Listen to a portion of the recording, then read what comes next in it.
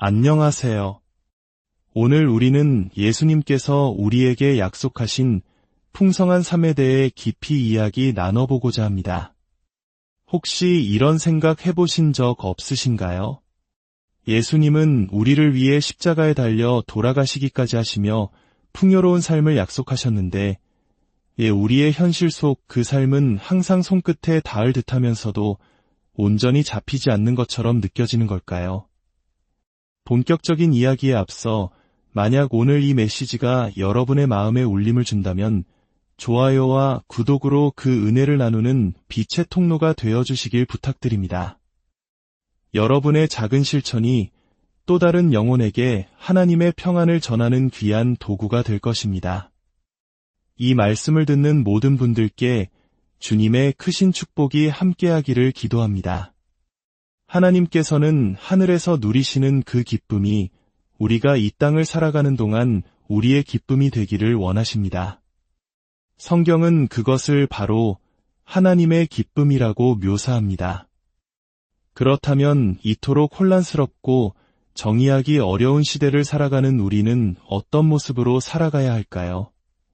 성경은 우리에게 그 답을 제시합니다. 성령의 열매는 사랑과 희락과 화평과 오래 참음과 자비와 양선과 충성과 온유와 절제입니다. 이것이 바로 하나님께서 우리에게 원하시는 이상적인 모습입니다. 우리는 사랑과 기쁨, 평화의 사람이 되어야 합니다. 인내하며 도움이 필요한 이들에게 연민을 베풀고 너그러운 사람이 되어야 합니다. 믿기 어려우실지 모르지만 우리는 정말로 그런 사람이 될 수 있습니다. 우리는 본래 그렇게 창조되었습니다. 그리스도께서 십자가에 달리신 이유는 바로 우리가 이와 같은 온전한 인격체로 살아갈 수 있도록 하기 위함이었습니다. 요한복음 10장 10절에서 주 예수 그리스도께서는 이렇게 말씀하셨습니다. 내가 온 것은 양으로 생명을 얻게 하고 더 풍성히 얻게 하려는 것이라 상상 이상의 놀라운 삶을 약속하신 것입니다. 하지만 우리가 원하는 그곳에 도달하기까지 길을 가로막는 몇 가지 장애물들이 있습니다. 주님께서 약속하신 삶과 우리가 실제로 경험하는 삶 사이의 간격이 있다면 그 원인은 무엇일까요? 오늘 저는 그 이유가 될 수 있는 세 가지 깊은 오해에 대해 이야기해보고자 합니다. 첫 번째는 구원에 대한 오해입니다. 오늘날 많은 그리스도인들은 구원을 단순히 과거의 한 사건으로만 여깁니다. 나는 구원받았다라고 말하며 구원이 이미 완결된 역사적 사실이라고 생각하는 경향이 있습니다. 하지만 성경은 구원을 그렇게 단순하게 보지 않습니다. 성경은 구원을 과거, 현재, 그리고 미래라는 세 가지 시제로 설명합니다. 예수 그리스도를 구주로 영접했다면 우리는 나는 구원받았다고 말할 수 있습니다. 이것은 죄의 형벌로부터 구원받았음을 의미하는 과거 시제의 구원입니다. 하지만 성경은 여기서 멈추지 않습니다. 구원받은 우리는 이 땅을 살아가는 동안 계속해서 구원을 이루어갑니다. 이것은 현재 시제의 구원이며 삶 속에서 죄의 권세로부터 점차 자유로워지는 과정을 의미합니다. 그리고 마침내 우리가 주님 앞에 서는 그날 우리는 그분과 같이 온전한 모습이 될 것입니다. 성경은 이때 우리가 궁극적으로 구원받을 것이라고 말합니다. 이는 죄의 존재 자체로부터 완전히 해방되는 미래 시제의 구원입니다. 만약 우리의 신앙이 나는 구원받았다는 과거의 경험에만 머물러 있다면 우리는 하나님께서 예비하신 놀라운 삶을 온전히 누릴 수 없습니다. 구원은 과거의 사건일 뿐만 아니라 현재 진행형이며 미래에 완성될 영광스러운 소망이기 때문입니다. 사도 바울이 로마서에서 이제 우리의 구원이 처음 믿을 때보다 가까웠음이라 라고 말한 것은 바로 이 미래의 구원을 가리키는 것이었습니다. 두 번째 오해는 행위의 개념을 잘못 적용하는 것입니다. 많은 사람들이 딜레마에 빠집니다. 구원은 행위로 받는 것이 아니라고 배웠는데 구원받은 후에는 무엇을 해야 하는가? 에베소서 2장 8절과 9절은 명확하게 말합니다. 너희는 그 은혜에 의하여 믿음으로 말미암아 구원을 받았으니 이것은 너희에게서 난 것이 아니요 하나님의 선물이라. 행위에서 난 것이 아니니 이는 누구든지 자랑하지 못하게 함이라. 또한 디도서 3장 5절에서도 우리를 구원하시되 우리가 행한 바 의로운 행위로 말미암지 아니하고 오직 그의 긍휼하심을 따라 중생의 씻음과 성령의 새롭게 하심으로 하셨나니라고 말씀합니다. 이 두 구절은 우리가 행위로 구원받을 수 없다는 사실을 명백히 선언합니다. 그 어떤 선한 일도 우리를 그리스도인으로 만들 수는 없습니다. 우리는 오직 하나님의 은혜로 행위와 상관없이 구원받습니다. 하지만 여기서 멈추면 안 됩니다. 에베소서 2장 9절 다음에는 10절이 이어집니다. 우리는 그가 만드신 바라 그리스도 예수 안에서 선한 일을 위하여 지으심을 받은 자니 이 일은 하나님이 전에 예비하사 우리로 그 가운데서 행하게 하려 하심이니라. 우리는 선한 행위로 구원받는 것이 아니라 선한 행위를 위해 구원받았습니다. 디도서 3장 8절 역시 하나님을 믿는 자들로 하여금 조심하여 선한 일을 힘쓰게 하려 함이라. 이것은 아름다우며 사람들에게 유익하니라고 강조합니다. 세 번째 오해는 영성에 대한 잘못된 생각입니다. 신약 성경은 그리스도인들에게 행동할 것을 끊임없이 촉구합니다. 성화, 즉 거룩해지는 과정이 우리를 위해 저절로 이루어질 것이라고 말하지 않습니다.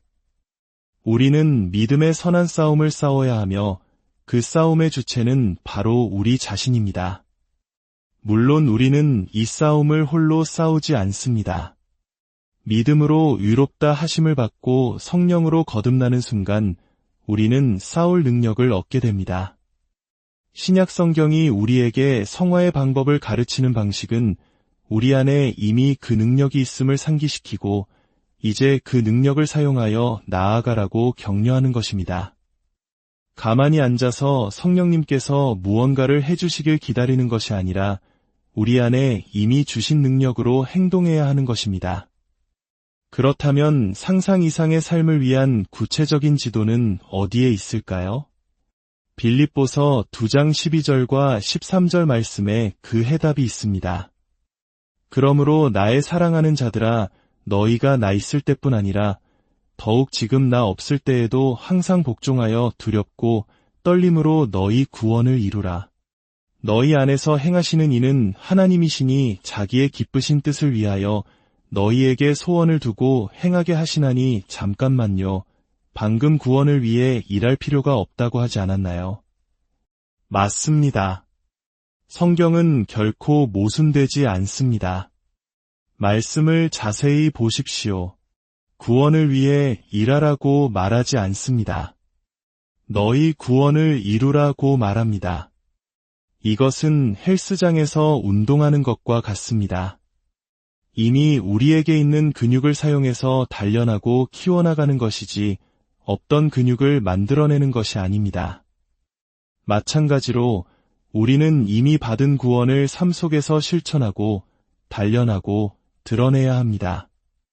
왜냐하면 13절에서 말하듯 우리 안에서 일하시는 분은 바로 하나님이시기 때문입니다. 우리는 하나님께서 우리 안에 이미 심어주신 것을 밖으로 이루어 나가는 것입니다.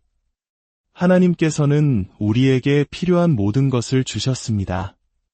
마치 광부가 산에 묻힌 귀한 광석을 캐내듯 우리는 하나님께서 우리 안에 주신 보물들을 캐내어 사용해야 합니다.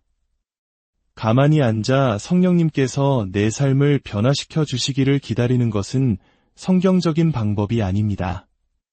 하나님께서는 우리와 동역하기를 원하십니다. 우리의 역할과 하나님의 역할은 완벽한 균형을 이룹니다. 우리가 그리스도인이 되었을 때 우리는 경건한 삶에 필요한 모든 것을 이미 받았습니다. 하나님께서는 그것을 우리 안에 넣어주셨습니다. 그리고 그 보물을 어떻게 사용해야 하는지 알려주는 귀한 약속의 말씀, 즉 성경을 주셨습니다. 빌립보서의 말씀처럼 우리는 두렵고 떨림으로 우리의 구원을 이루어 나가야 합니다. 왜냐하면 하나님께서 우리 안에서 소원을 두고 행하시기 때문입니다. 그렇다면 구원을 이루어 나가는 삶은 구체적으로 어떤 모습일까요? 바로 다음 구절인 14절에서 그 시작점을 찾을 수 있습니다. 모든 일을 원망과 시비가 없이 하라. 어떠신가요? 아주 좋은 출발점 아닙니까? 어쩌면 우리는 주차할 자리가 없다고 혹은 누군가 내 자리에 앉았다고 불평했을지도 모릅니다. 우리 모두는 단련이 필요합니다. 하나님께서 우리 안에 심어주신 것들이 아직 우리 삶에서 온전히 작동하지 않고 있기 때문입니다. 우리가 이렇게 살아갈 때 성경은 우리가 흠이 없고 순전하여 어그러지고 거스르는 세대 가운데서 하나님의 흠없는 자녀로 세상에서 그들 가운데 빛들로 나타내며 라고 약속합니다. 우리가 세상에 더 큰 영향력을 미치지 못하고 빛을 발하지 못하는 이유는 하나님께서 주신 것들을 그분의 영광과 우리의 유익을 위해 최대한으로 활용할 기회를 진지하게 받아들이지 않았기 때문입니다. 많은 이들이 영적인 삶에서 개인적인 훈련이나 책임을 등한시하는 경향이 있습니다. 그저 주님, 저를 경건하게 만들어 주십시오라고 기도하고는 하나님께서 신비로운 방식으로 경건함을 영혼에 부어주시길 기대합니다. 하지만 하나님께서는 우리가 스스로 경건에 이르도록 훈련하기를 기대하십니다. 사도 바울은 젊은 디모데에게 망령되고 허탄한 신화를 버리고 경건에 이르도록 내 자신을 연단하라고 말했습니다. 여기서 연단하라는 헬라어는 체육관이라는 단어의 어원이 된 단어입니다. 마치 운동선수가 체육관에서 몸을 단련하듯 우리는 경건을 위해 영적으로 자신을 단련해야 합니다. 이것이 노력 없이 저절로 이루어지는 것처럼 들리시나요? 결코 그렇지 않습니다. 성령의 9가지 열매 중 마지막이 무엇인지 아십니까? 바로 절제, 즉 자기 훈련입니다. 아리스토텔레스는 이렇게 말했습니다. 우리가 집을 지음으로써 건축가가 되고 악기를 연주함으로써 연주자가 되듯이 우리는 정의로운 행동을 함으로써 정의로운 사람이 되고 절제된 행동을 함으로써 절제하는 사람이 되며 용감한 행동을 함으로써 용감한 사람이 된다. 덕은 감정이 아니라 인격의 특성이며 연습을 통해 얻어진다. 한 유명한 미식 축구 코치는 이런 말을 남겼습니다. 코치의 임무는 선수들이 항상 원하던 목표를 성취하기 위해 그들이 하기 싫어하는 일을 하도록 만드는 것이다. 마찬가지로 그리스도인들은 예수 그리스도를 닮기 위해 본성적으로 하고 싶지 않은 일, 즉 훈련을 추구하도록 스스로를 만들어가야 합니다. 하나님께서 주신 것들을 가지고 그것들을 사용하십시오. 성령님은 우리가 해야 할 일들을 대신 해주시지 않습니다. 우리가 그 일들을 할 수 있도록 도우십니다. 우리가 이러한 훈련을 쌓아갈 수 있도록 도우십니다. 만약 그저 앉아서 기다리기만 한다면 우리는 하나님께서 예비하신 것들을 놓치게 될 것입니다. 우리는 선한 행위로 구원받은 것이 아니라 선한 행위를 위해 구원받았습니다. 우리 삶에 이러한 은혜를 발전시키기 위해 우리가 해야 할 노력의 부분이 분명히 있습니다. 회심과 천국 사이, 그 다리의 이름은 바로 인격입니다. 믿음 이후에 중요한 것은 규칙이나 즉흥적인 자기 발견이 아니라 우리를 구원하신 그분을 더욱 닮아가는 것입니다. 우리는 자신의 힘만으로는 할 수 없다는 것을 압니다. 하지만 우리의 힘이 필요하다는 것도 압니다. 인격이란 무엇일까요? 우리가 삶에서 이러한 인격을 발전시킨다면 어떤 모습이 될까요? 강한 인격의 소유자들은 보통 매우 훈련된 사람들입니다. 그들은 불굴의 정신, 진실성, 윤리적 강인함을 가지고 있습니다. 이것이 바로 어둠 속에서 빛으로 빛나게 하는 자질들입니다.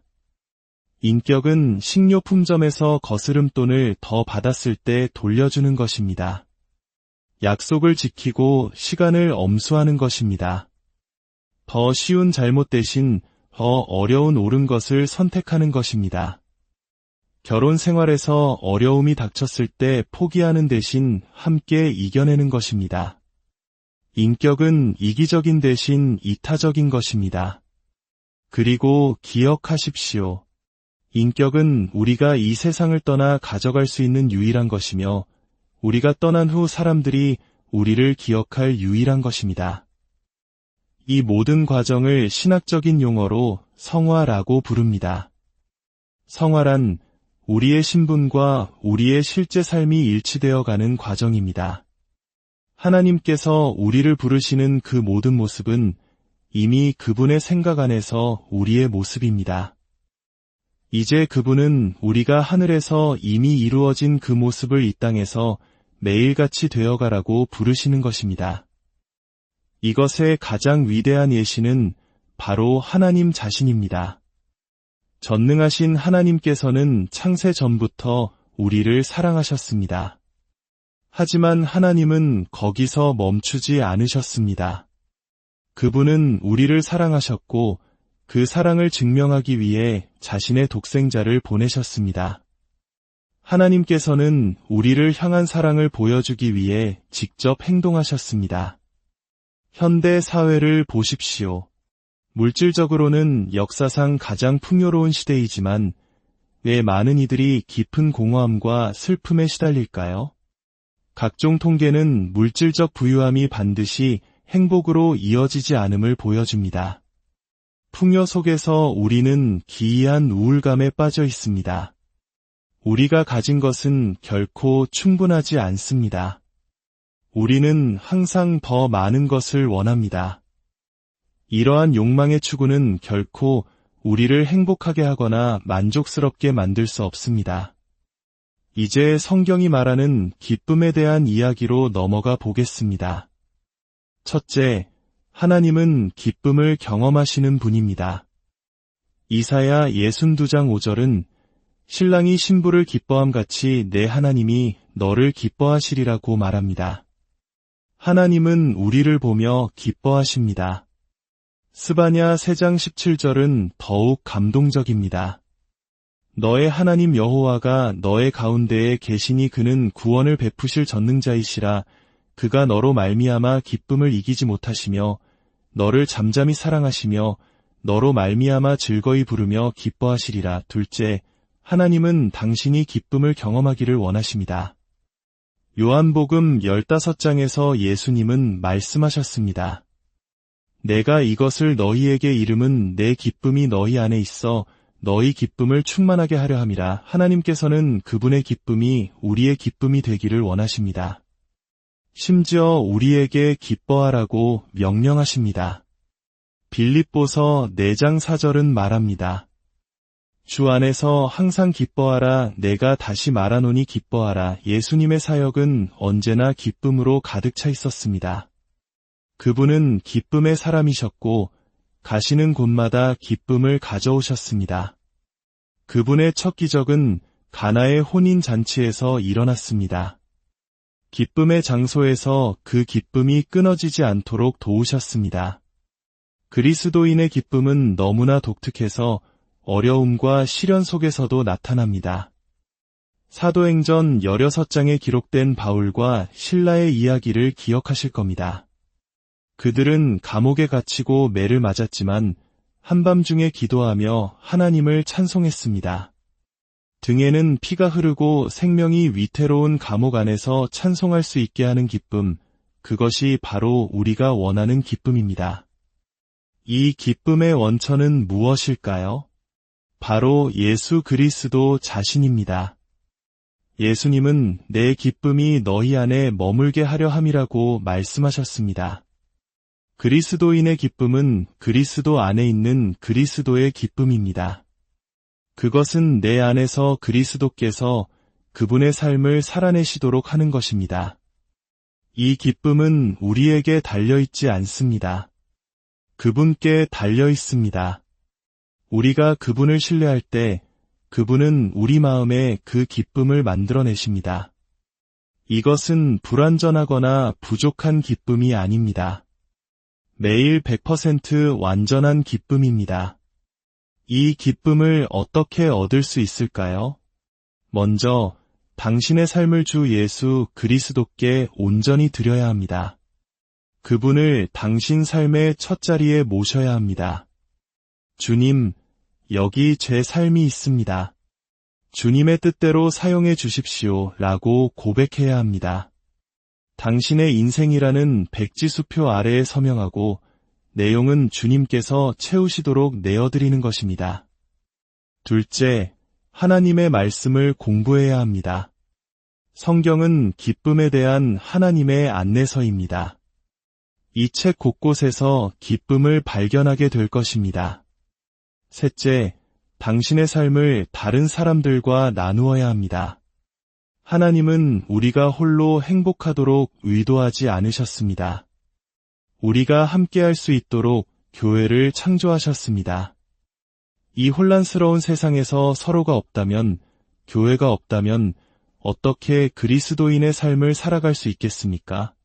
그러므로 기쁨이 있는 사람들과 어울리십시오. 진정한 기쁨을 가진 사람을 찾으십시오. 그들과 함께할 때 그 기쁨은 전염될 것입니다. 빌리 그레이엄 목사님의 자서전에 나오는 이야기입니다.